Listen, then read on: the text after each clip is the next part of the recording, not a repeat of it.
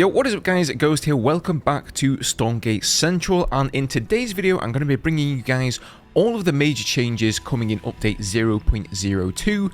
As I said in yesterday's video, I kind of hope to bring you guys all of this stuff in that one same video, but the patch notes weren't out then. They are now here, and there's a lot of good stuff in these changes. So we've got some significant changes to the creep camps coming in here, we've got some nerfs to the vectors, some Gaunt changes for the Infernals, lots of really interesting stuff. And Kevin Dong, who is the lead competitive designer, has actually done a full blog post here explaining all of these changes, why they've been made, and what they mean for the game, which is really appreciated. So instead of just listing the changes and then sort of leaving it open to speculation for why they've made these changes, he's actually given us a full explanation here. Guys, as always, if you enjoy the content here on the channel, don't forget to hit that subscribe button. Plenty more Stormgate content to come here over the next weeks, months, and hopefully years.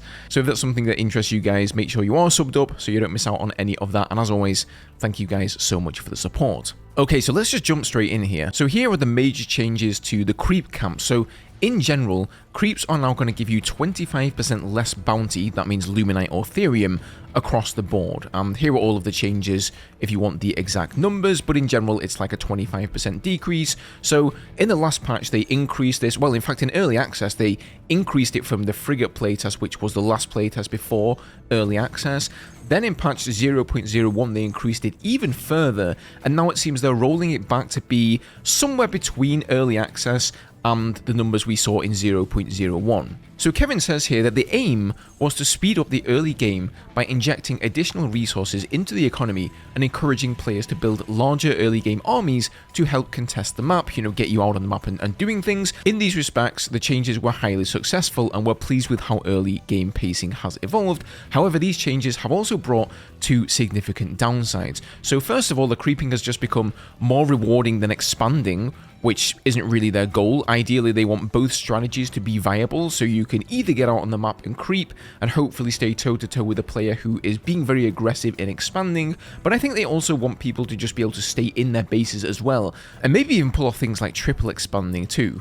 And the second issue is that a unit's strength is now more tied to its effectiveness at creeping. So units that excel at creeping, such as Scouts for the Vanguard, Gaunts for the Infernals, Vectors for the Celestials, and Seraphims of course, are able to dominate the map and snowball the game. And if you've played Vanguard versus Vanguard, you're going to know that the meta has basically evolved into just opening ores with Scouts, and Lancers aren't really holding a candle to them. So along with the reduction to the resource bounty for the creep camps, they're also making some changes to adjust these specific camps to reduce their win more potential. So health camp's active healing has been reduced from 8 to 4 per second, and the speed camp active speed bonus duration has been reduced from 30 seconds down to 20 seconds. So it's now going to last for a little bit of a shorter time. That the bonus there that you get from the speed camp by actually going into the speed camp, you're still going to get all of the passive bonuses of course. But I think the reason that they're doing this here is by taking one of the health camps out on the map, that allows you to creep even more, right? So once you get that health camp,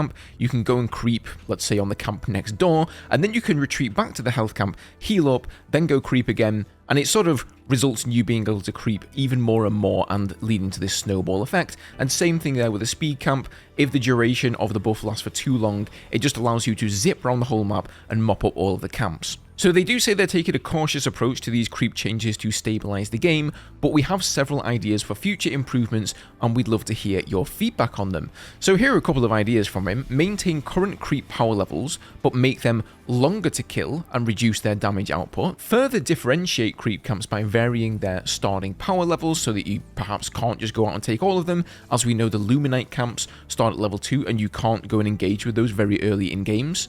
Prevent non-resource creep camps from being able to be recaptured by the opposing team. So that would mean if you capture your health camp and your speed camp on your side of the map until it spawns with new units again and you lose the camp as well as the enemy cannot get that camp, and so they can't cap every single camp on the map and get 2 times the passive health bonus regeneration to their units and 2 times the passive speed bonus and all of that.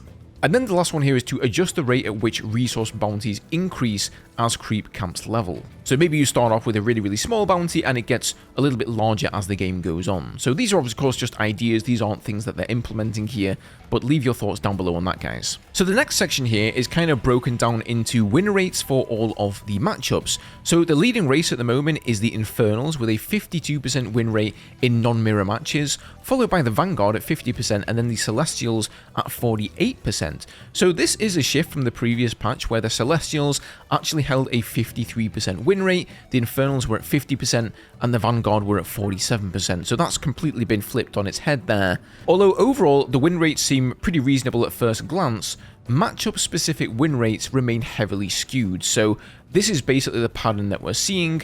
The Vanguard wins against the Infernals win against the Celestials, and the Celestials win against the Vanguard. Obviously, it doesn't always happen, that's just a generalization. So he's actually broken this down matchup by matchup and then talked about the changes that have been implemented in order to try to fix the win-loss rate of that specific matchup. So first up, we have Vanguard versus Infernals.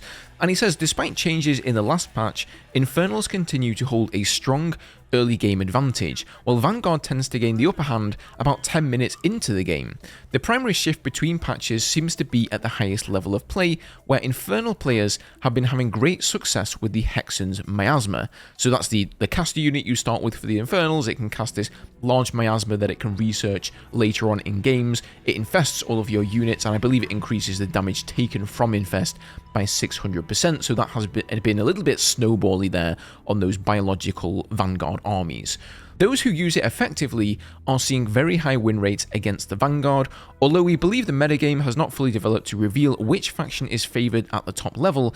Our interpretation of the matchup data is that the average player finds the Infernals versus Vanguard matchup difficult to navigate intuitively. We plan to make a few small changes to address the following issues. So the first issue here is that the Infernals' early game advantage is just too strong, and this mostly comes down to Nightfall Infestation. So now they've changed this so that you need a greater shrine to actually use this top bar ability. So if you're not aware, this is the ability that allows you to cast in a circle, infest, and since you don't have Gaunts with the Plague Axe out that are able to infest in the early game, this is super valuable, and people are using this on the health camp. They're getting 5 infests off and then getting 5 fiends out of there, which really allows them to spike in power very early in the game. So this way, you know, the other two factions should have a little bit more of an easier time getting out on the map and actually contesting that very early game Infernal army. Now the second issue here was that the Vanguard infantry balls are actually just too powerful a little bit later in the game when he was talking about that 10-minute mark, and countering them requires more skill than using them. So in order to address this, they've actually changed the Imp's Flame On ignition duration. They've decreased it from 1.5 seconds to 1 second. So this is back to the Elephant build. If any of you guys remember back when we had the Steam Next Fest, the first time that people were able to get into Stormgate and play a demo of the build, these were the same timings that we had there, when Parning was doing all of these crazy timing attacks with the Flame On Imp and bashing down the front door of most Vanguard players, in fact. I think they also nerfed the damage of the Flame On Imp though, so they're not rolling back the damage or anything. It's just the ignition time here, so that, you know, Vanguard players are going to have to micro a little bit quicker to get their army out of dodge. And then for the Gaunt, we've actually seen some pretty interesting changes. So primary damage has been increased from 6 plus 3 light to 8 plus 2 light, so that's actually a damage buff. The secondary damage, so whenever the glaive or whatever the weapon is from the Gaunt bounces to additional targets, that has been changed from 2 plus 1 light to 2 plus 0.5 light, so that's going to do a little bit less damage. But then the weapon period, that is the speed at which they attack, has been increased from 1 to 1.3, so they're going to attack a little bit slower, but the primary damage is going to be a little bit higher. So I think they're going to be somewhat similar in terms of overall DPS output. So he continues here saying, while many refer to Vanguard's Exo Balls, we believe Infantry Balls is a more accurate term, since the Lancers contribute as much to the issue as the Exos do. Infernals struggle to break through Lancer walls and reach the vulnerable Exos. These changes will improve the Gaunt's performance against Lancers or reducing their power in other situations. So with these adjustments, the Gaunt will deal 26% damage more to the Lancers, trigger the kinetic redirection 30% less often, which is the ability you can upgrade for the Lancers, which allows them to move faster whenever they get hit, and then it will deal 8% less damage to non-light, non-Lancer units, and deal 30% less damage to light units. So you're going to see less of that splash damage hitting the Exos, but they're going to deal more direct damage to the Lancers, Brutes, Argents, any kind of heavy unit. Now, issue number 3 here is that the Hexen Miasma is too strong at its current tech level, and it's too oppressive on our current maps. And so they've decided to actually just reduce the radius of the Miasma down from 5 to 4, so no damage nerf or anything. The circle is just going to be a little bit smaller, and I think they found that a lot of the choke points on many of their maps simply weren't wide enough to accommodate this big of a spellcast. Issue number 4 was that Weavers are killing command posts apparently faster than intended, and so to combat that, they have changed the anti-structure damage on the Weaver from 10% down to 7.5%. So anybody who's been using Weavers to snipe command posts, which I honestly didn't know was a thing, now that's been nerfed somewhat there. Alright, on to the Vanguard versus the Celestials. So this matchup is currently dominated by aggressive early game openers like Proxy Vectors and Seraphim, and we believe this is exacerbated by the amount of resources provided by creeps, although these strategies would still be problematic even without the creeps. So to combat this, they've changed the vector movement speed down from 6 to 5, but you now get it back from the upgrade. So the recall upgrade now increases the movement speed by 30% from 5 actually all the way to 6.5. So once you have that upgrade, they're going to be even faster than they originally were, but obviously getting that upgrade does require a significant investment. You're going to have to get the Arc Station, and then you're going to have to get the Ascension Chamber, and then you're going to have to research it, so you're not going to see this kind of thing in the very early game. They've also fixed a bug here for the Hornet that prevented it from dealing bonus damage to air units correctly, so effective air damage has now been increased from 13 to 13 plus 13 versus light. And so this change should make Hornets a strong counter to the Seraphims, but they're also going to be closely watching their effectiveness against Prisms, because obviously Prisms that mine for the Celestials, these are air units as well, and that means the Hornets are going to do a lot of extra damage against them. Now the Scythe here has seen some very big nerfs. So they've nerfed the unit damage, the ground damage, down from 8 plus 8 to 6 plus 6 on heavy. So instead of doing 16 damage to heavy units, it's only going to do 12 damage. That is an absolutely massive nerf, really. And to explain this one, he says players have expressed that Scythes are generally too strong, particularly against Vanguard, which lacks a solid anti-light, anti-air ground unit. While the new Hornets will help counter Scythes, we want Vanguard's ground options to be more competitive while sharpening the Scythe's role. So moving on to the Celestials versus the Infernals here. So whilst the Celestials received some much needed late game buffs in the last patch, they lost their ability to secure early game wins through rushes and Kree run-bys, both of which were rightfully nerfed. As a result, Infernals remain favoured in this matchup, but the advantage is now more consistent across all stages of the game, not just the late game. And so they believe that the first issue here is that Celestials lose mid-game creep wars due to the Gaunts excelling at both creeping and frontal engagement. So the current plan is just to implement the aforementioned changes to the creeps and the Gaunts, and then evaluate their impact on this matchup. The second issue is that the Celestials struggle in straight up fights against the Infernals for a few key reasons. First of all, a lack of a reliable frontline, and second of all, an inability to handle the constant spawning of fiends. And so to combat this, the Saber has actually seen some pretty drastic changes. So the Saber was heavily buffed in the last patch. They just increased the damage. They also increased the damage versus heavy. They're reining that in a little bit, so they're changing it from 52 versus 52 against heavy, which is a total of 104 damage. They're going to change it now to 60 versus 30 heavy, so a little bit less damage against heavy. It's now only going to do 90 damage, but it's going to do 60 against those light units, right? So fiends and stuff like that. And then on top of that, the area line damage has been increased from 25 to 50% of the primary damage. So around the line where the Saber shoots, it would do splash damage. That was originally 25% of the primary damage. It's now going to be doubled effectively. It's going to do twice as much splash as it did before. So that's going to be very good against fiends. Now, they've also made a pretty big change to the Archangel here. The bonus health provided by the avatar has been increased from 250 to 400, so whenever you pop that avatar ability, gives you a bunch of extra health. That's not going to be a lot more, so you can survive for a little bit longer.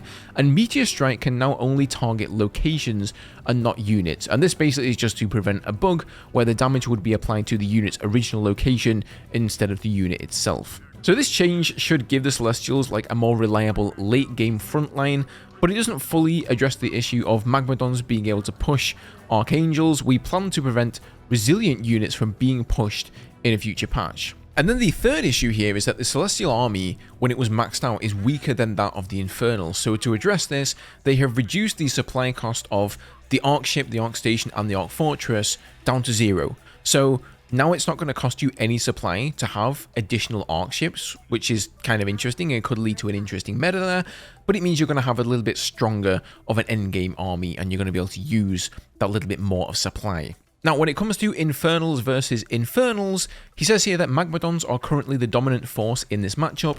A common piece of feedback is that the way Magmadons interrupt each other's trample ability feels random, so they're implementing the following change, that Magmadons can no longer stun each other with their trample ability. Now, another massive change here coming for the Celestials is on the Collection Array vulnerability. So Collection Arrays are a bit more vulnerable to harassment than we'd like.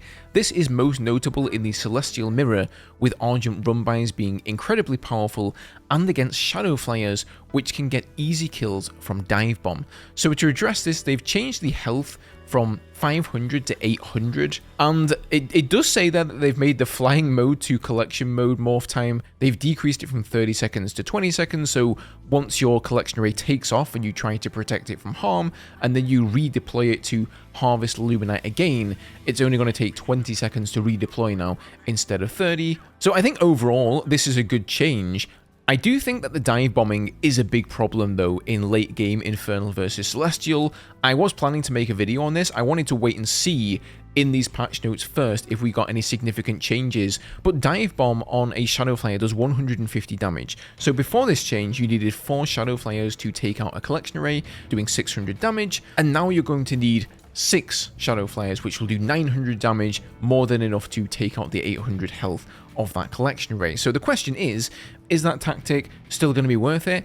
I would definitely say almost certainly yes, because the resource costs are pretty similar, but you're also going to be denying that Celestial player from mining until he can build that new collection array. How long does it take to build a collection array? I don't know, maybe like 40 seconds, maybe close to a minute. If you don't notice it straight away, you don't reconstruct that collection array instantaneously, so that's maybe like 300 extra Luminite that they're going to lose simply by not mining. But anyway, I guess we'll see how that one pans out. So that is all of the actual changes in the patch, but he does have another section at the end here called Looking Forward, and these are basically, I suppose you could call them pain points that they're keeping a close eye on.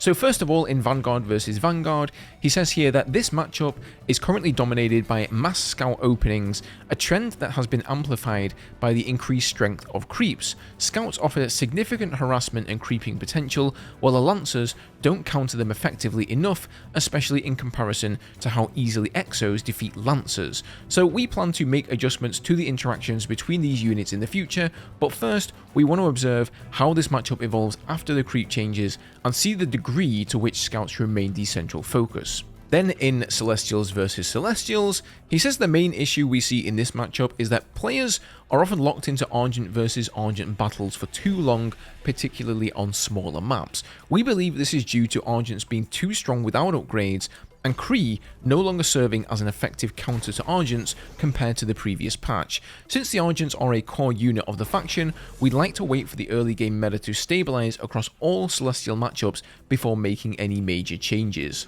And then here's another point on the Kree. So he says the Kree are currently in a peculiar situation across all 3 matchups. We received feedback indicating they feel underpowered. I would kind of agree there, although we believe the situation is more nuanced.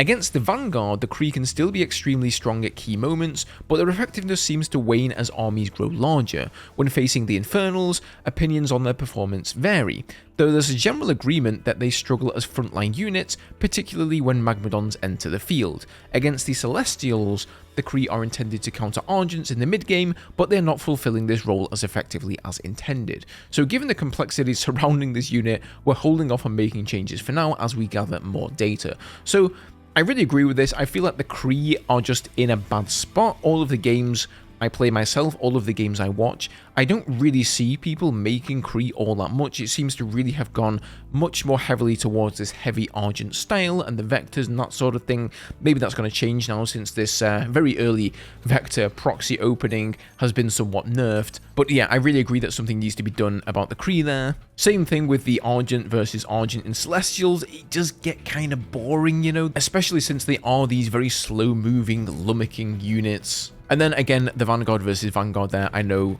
Vanguard players are pretty much ripping their hair out, getting scout run-bys in their base, doing so much economical damage. They run rings around the Lancers. There's really not that much you can do. So yeah. And then he says also, in addition to the major points mentioned earlier, we'll be working on streamlining upgrades and boosting certain underperforming units in the upcoming patch, specifically the Graven, the Spriggan, and the Aeon Gate, which I have never seen used, but it is an extremely interesting top bar ability for Celestials.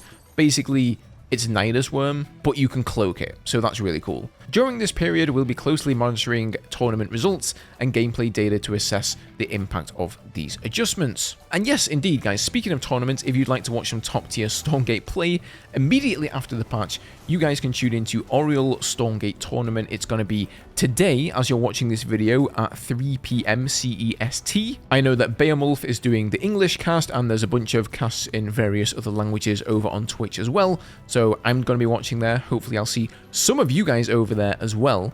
But otherwise, guys, let me know what you think about the patch. Are these the changes you were hoping for? Are there some changes that you didn't see here and you'd still like to see? Thank you guys for watching. Have a good one, and I'll see you in the next video.